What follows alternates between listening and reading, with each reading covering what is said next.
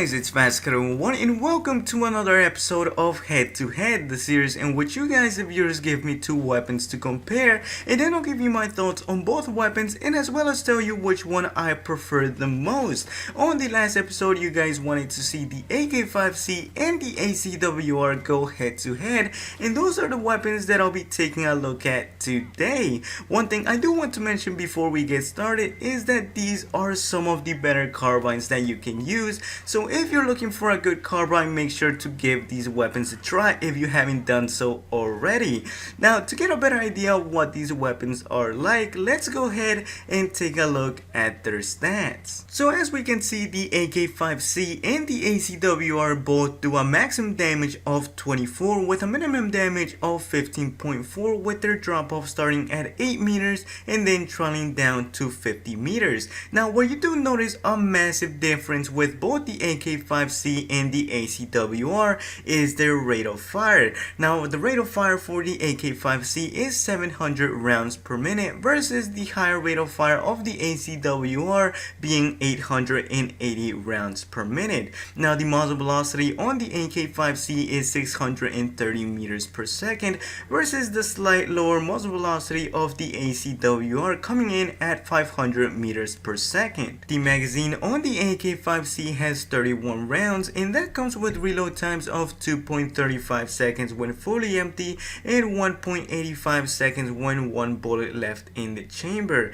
As for the ACW-R, it also has a magazine size of 31 rounds, and that comes with reload times of 2.37 seconds when fully empty and 1.83 seconds when one bullet left in the chamber. So as you can see, they are pretty much the exact same thing. Now, as for the recoil patterns on the AK5C, this weapon pulls up by 0.32 and pulls to the left and right by 0.2. Now, the recoil patterns for the ACW-R are pulling up by 0.38, pulling to the left by 0.4, and pulling to the right by 0.3. So as we can see, probably the biggest difference between these two weapons is their rate of fire, and this is exactly what sets them apart from each other, because when using the AK5C, I found that the 700 round per minute rate of fire simply allowed me to use it in almost every situation.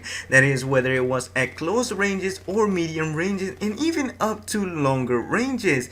On the other hand, that was not the case with the ACW-R, because due to it having such a high rate of fire, this just led it to have a ton of recoil, making it only effective at close ranges. Now, don't get me wrong here, I'm not saying that the ACW-R performs poorly, because when you actually use it in the appropriate scenarios, this weapon does extremely well. Although something I did notice is that once getting out of that 20 meter zone with the ACW-R, it just felt like it wasn't as accurate as the AK5C, and this is why sometimes I had to stop and tap fire the weapon to maintain the accuracy I needed to take down my enemy. Now, probably one of the more useful things that I liked about both weapons is that they have very good reload times, which is always a plus no matter which situation you are in. Although I did find it to be a lot more helpful on the ACW-R, because when playing in smaller maps, you will find yourself in tight situations a lot more often,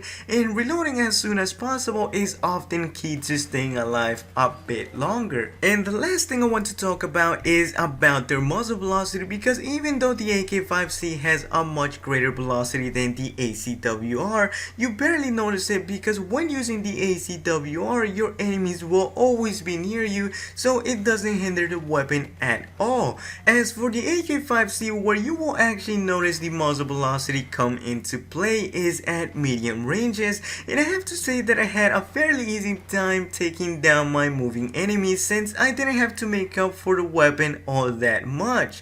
So in the end, if I were to pick one of these weapons, it would actually be the ACW-R, because I just found it to fit my playstyle a lot more, and also since I enjoy playing in smaller maps, it's definitely a weapon that will work for me. So yeah guys, this pretty much wraps up this video. I really hope you guys have enjoyed it. If you did, don't forget to leave a rating for it, as it always helps out the video and the channel a lot. Also, if you would like to see two weapons go head to head, don't forget to leave them in the comment section below, as that is what keeps this series running. If you're new around here, here, feel free to subscribe for weekly Battlefield videos, and as always, this was Fast Cut number 1, and see you in the next video.